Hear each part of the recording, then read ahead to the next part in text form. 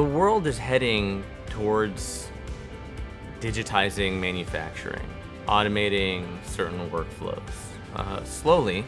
and I think 3DEO is playing a really big role in that. But even bigger than 3DEO, there are companies we know of that are dedicating engineers, almost heroes of the future of manufacturing, that are thinking about how to cross over into 3D printing, how to cross over into digital resources, how to get all of our old parts into digital CAD profiles. And I think that combined effort is starting to snowball and create a world where, just-in-time manufacturing or specialty designs or customized designs are going to start to more and more take over, where it was a world where mass production of single units was